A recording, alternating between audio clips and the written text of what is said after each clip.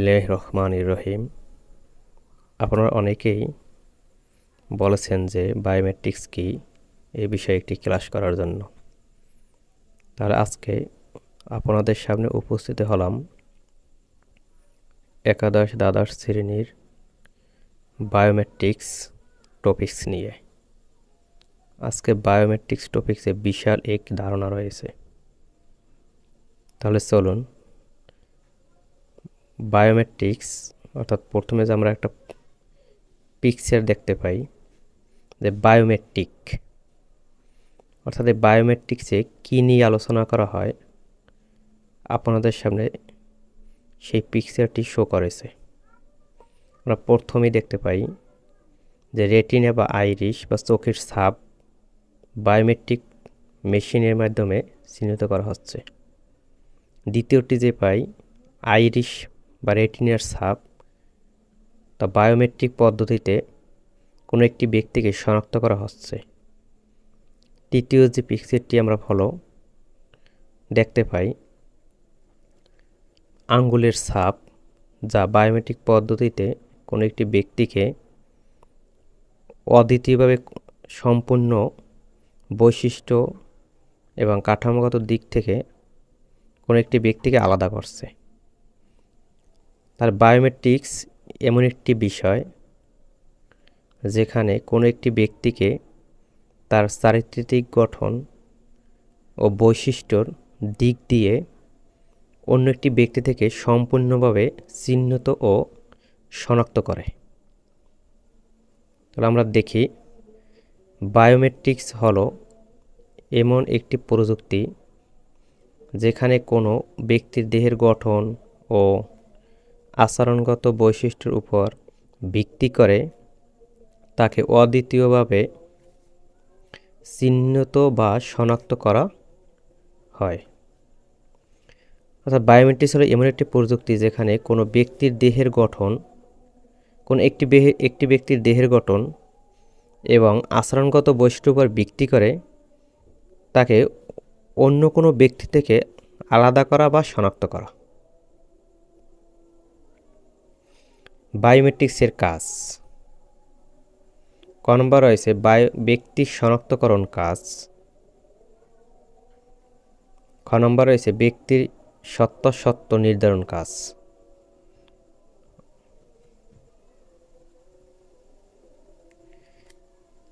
ব্যক্তি শনাক্তকরণ কাজ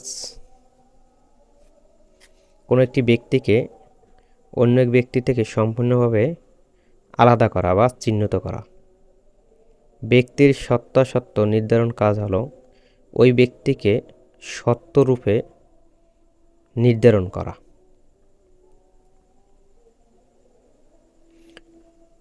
বায়োমেট্রিক্স এর প্রকারভেদ আমরা সাধারণত বায়োমেট্রিক্সকে দুই ভাগে ভাগ করতে পারি। ক, দেহের গঠন ও শারীরবৃত্তীয় বৈশিষ্ট্যের উপর বায়োমেট্রিক পদ্ধতি, অর্থাৎ দেহের গঠন এবং শারীরবৃত্তীয় বৈশিষ্ট্যের উপর ভিত্তি করে আমরা বায়োমেট্রিক পদ্ধতি ভাগ করতে পারি। তার ভিতরে রয়েছে আঙ্গুলের ছাপ বা টিপসই বা ফিঙ্গারপ্রিন্ট। আঙ্গুলের ছাপ বা টিপসই বা ফিঙ্গারপ্রিন্ট। আপনাদের সামনে যে পিকচারটি শো করছে, অবশ্যই এখানে দেখতে পারেন যে আমরা যখন সিম কিনি তখন আমরা বায়োমেট্রিক পদ্ধতিতে আমাদের আঙ্গুলের ছাপ বা টিপসই দিতে হয়। এটা দেওয়ার কারণই হলো আমাদের এই বৈশিষ্ট্যর গঠন বা চারিত্রিক গঠন অন্য এক ব্যক্তি থেকে সম্পূর্ণভাবে আলাদা করা।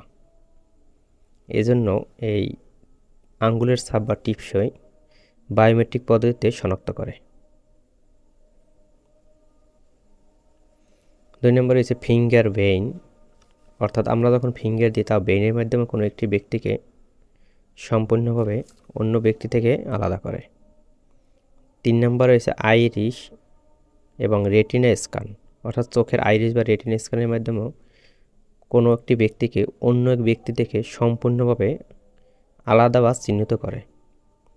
4 নম্বর রয়েছে ডিএনএ, অর্থাৎ বায়োমেট্রিক্স পদ্ধতিতে কোনো এক ব্যক্তিকে আলাদা করার জন্য ডিএনএর মাধ্যমেও শনাক্ত করা হয়। 5 নম্বর রয়েছে ফেস রিকগনিশন। ফেস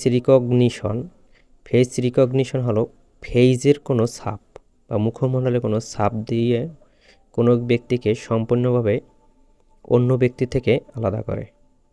খ নম্বরে ছিল আচরণগত বৈশিষ্ট্যর বায়োমেট্রিক পদ্ধতি, অর্থাৎ কোনো একটি ব্যক্তিকে অন্য এক ব্যক্তি থেকে আচরণগত বৈশিষ্ট্যর দিক দিয়ে বায়োমেট্রিক্স পদ্ধতি আলাদা করে।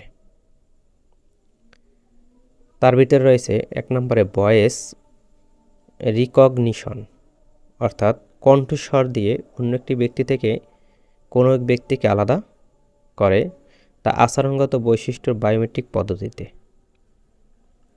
2 নম্বর রয়েছে সিগনেচার ভেরিফিকেশন, অর্থাৎ আপনি যে সিগনেচার দেবেন তা অন্য ব্যক্তির সিগনেচার থেকে সম্পূর্ণভাবে আলাদা করা। তাই বায়োমেট্রিক্স পদ্ধতিতে আপনার সিগনেচারের মাধ্যমে অন্য একটি ব্যক্তি থেকে আপনাকে সম্পূর্ণভাবে আলাদা বা শনাক্ত করা হয়। 3 নম্বরে রয়েছে টাইপিং কি স্ট্রোক ইত্যাদি, অর্থাৎ আপনি যে লেখালেখি কাজ করবেন, লেখালেখির মাধ্যমে বায়োমেট্রিক্স পদ্ধতিতে অন্য একটি ব্যক্তি থেকে সম্পূর্ণভাবে আপনাকে আলাদা করতে পারবে, অর্থাৎ আলাদা করা হয়। তাহলে আমরা বিস্তারিত একটু দেখি।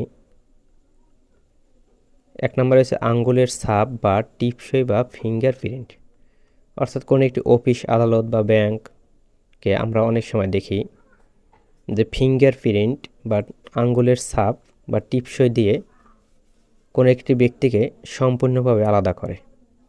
তাই এই বিভিন্ন পদ্ধতি, অর্থাৎ বায়োমেট্রিক্সের বিভিন্ন পদ্ধতি, অর্থাৎ অফিস, আদালত, ব্যাংক, প্রতিষ্ঠান, অন্যান্য অনেক জায়গায় আপনাকে অন্য একটি ব্যক্তি থেকে সম্পূর্ণভাবে আলাদা করার জন্য আঙ্গুলের ছাপ, টিপসই বা ফিঙ্গারপ্রিন্ট ব্যবহার করা হয়। তারপর আপনাদের সামনে যে পিকচারটি শো করেছে, এখানে আমরা দেখতে পারি যে কোনো এক ব্যক্তি আঙ্গুলের ছাপ বা টিপসই বা ফিঙ্গারপ্রিন্ট দিয়ে অন্য একটি ব্যক্তি থেকে আলাদা করা হচ্ছে। দেখি এটি আঙ্গুলের ছাপ বা টিপসই ও ফিঙ্গারপ্রিন্টের একটু ব্যবহার দেখি। এটি বহুল ব্যবহৃত একটি বায়োমেট্রিক ডিভাইস, যার সাহায্যে মানুষের আঙ্গুলের ছাপ বা টিপসইকে ইনপুট হিসেবে গ্রহণ করে তা পূর্ব থেকে সংরক্ষিত আঙ্গুলের ছাপ বা টিপসই এর সাথে মিলিয়ে পরীক্ষা করা হয়। অর্থাৎ আপনি যে এখানে আঙ্গুলের ছাপ বা টিপসই দিলেন বা ফিঙ্গারপ্রিন্ট ব্যবহার করলেন, পূর্বেই আপনার এরকম ফিঙ্গারপ্রিন্ট বা টিপসই অফিস, আদালত বা প্রতিষ্ঠানে ইনপুট হিসাবে জমা আছে। আপনি যখন এখানে ফিঙ্গারপ্রিন্ট বা আঙ্গুলের ছাপ দিলেন, তখন ওই পূর্বের টিপসই বা আঙ্গুলের ছাপের সাথে মিলিয়ে আপনাকে সঠিক ব্যক্তি হিসেবে চিহ্নিত বা শনাক্ত করা হয়। পরবর্তীতে দেখি আঙ্গুলের ছাপ বা টিপসইয়ের ব্যবহার। আমরা বিভিন্ন পদ্ধতিতে দৈনন্দিন জীবনে দেখতে পাই যে বায়োমেট্রিক্স পদ্ধতিতে কোনো একটি ব্যক্তিকে সম্পূর্ণভাবে আলাদা করা হয়। বর্তমানে আমরা যখন একটা মোবাইল ব্যবহার করি, তাও আমাদের আঙ্গুলের ছাপ বা ফিঙ্গারপ্রিন্ট দিয়ে লক দেওয়া হয় এবং লক ওপেন করা হয়, অর্থাৎ খোলা হয়। সেটাও একটি বায়োমেট্রিক্স পদ্ধতি। আর পিকচারটিতে যে শো করেছে সেটাই আমরা এ ধরনের পরিবর্তন দেখতে পাই, অর্থাৎ অন্য একটি ব্যক্তি থেকে আপনাকে সম্পূর্ণভাবে চিহ্নিত করা, অর্থাৎ সঠিক ব্যক্তি হিসাবে আপনাকে চিহ্নিত বা শনাক্ত করা হলো বায়োমেট্রিক্সের একটি ব্যবহার। তাই রিডারের মাধ্যমে ব্যবহারকারীরা কোনো প্রোগ্রাম বা ওয়েবসাইটে ইউজার নেম এবং পাসওয়ার্ডের পরিবর্তে আঙ্গুলের ছাপ ব্যবহার করে কম্পিউটার সিস্টেমে প্রবেশ বা লগ অন করতে পারে। অর্থাৎ আপনি ওয়েবসাইটে ইউজার নেম বা পাসওয়ার্ডের পরিবর্তে আঙ্গুলের ছাপ ব্যবহার করেও কম্পিউটারের সিস্টেমে আপনি লগ অন করতে পারবেন, কারণ বায়োমেট্রিক্স পদ্ধতিতে আপনাকে আঙ্গুলের ছাপ দিয়েও শনাক্ত করা হয়। তবে ব্যাংকিং পেমেন্ট সিস্টেম ডিএনএ শনাক্ত করার কাজেও ফিঙ্গারপ্রিন্ট ব্যবহৃত হয়। অর্থাৎ ব্যাংকিং পেমেন্ট সিস্টেমে এবং ডিএনএ শনাক্ত করার কাজেও ফিঙ্গারপ্রিন্ট ব্যবহৃত হয়। অর্থাৎ এই ফিঙ্গারপ্রিন্ট ব্যবহার করেও ব্যাংকিং পেমেন্ট বা ডিএনএ শনাক্ত করার কাজও করা হয়ে থাকে। এখন দেখব আমরা বায়োমেট্রিক্স এর সুবিধা। 1 নম্বরে রয়েছে এই পদ্ধতি ব্যবহারে খরচ তুলনামূলক কম হয়। অর্থাৎ বায়োমেট্রিক্স এমন একটি পদ্ধতি যেখানে কোনো একটি ব্যক্তিকে আলাদাভাবে শনাক্ত করার জন্য তুলনামূলকভাবে খরচ অনেক কম। এটা একটি বায়োমেট্রিক্স এর সুবিধা। 2 নম্বর রয়েছে শনাক্তকরণের জন্য খুবই কম সময় লাগে। অর্থাৎ আপনাকে অন্য একটি ব্যক্তি থেকে শনাক্ত করার ক্ষেত্রে সময় খুবই কম লাগে। 3 নম্বর রয়েছে সফলতার পরিমাণ প্রায় 100%। যেখানে কোনো ব্যক্তির দেহের গঠন ও আচরণগত বৈশিষ্ট্যের উপর ভিত্তি করে তাকে অদ্বিতীয়ভাবে চিহ্নিত বা শনাক্ত করা হয়। অর্থাৎ কোনো একটি ব্যক্তিকে অন্য একটি ব্যক্তি থেকে সম্পূর্ণভাবে আলাদা করার জন্য এই সফলতার পরিমাণ প্রায় 100%। তাহলে বায়োমেট্রিক্স এর সুবিধা দেখলাম, এখন বায়োমেট্রিক্স এর কিছু অসুবিধাও রয়েছে। 1 নম্বর হচ্ছে শুষ্কতা, আঙ্গুলের ময়লা বা কোনো প্রকার আস্তর লাগানো থাকলে সঠিকভাবে ব্যক্তির শনাক্তকরণ হয় না। অর্থাৎ আপনার কোনো আঙ্গুলে যদি কোনো ময়লা অথবা শুষ্কতা বা কোনো প্রকার ময়লার আস্তর থাকে, তখন কোনো একটি ব্যক্তিকে সঠিকভাবে শনাক্ত করা হয় না বায়োমেট্রিক্স পদ্ধতিতে। 2 নম্বর রয়েছে ছোটো বাচ্চাদের জন্য এই প্রযুক্তি উপযুক্ত নয়, কারণ বাচ্চাদের হাতের ছাপ খুব তাড়াতাড়ি বৃদ্ধিজনিত পরিবর্তন হয়। অর্থাৎ ছোটো বাচ্চাদের জন্য খুবই উপযুক্ত নয়, কারণ তাদের বৃদ্ধিজনিত পরিবর্তনটা খুব তাড়াতাড়ি ঘটে। তাই ছোটো বাচ্চাদের জন্য এই পদ্ধতি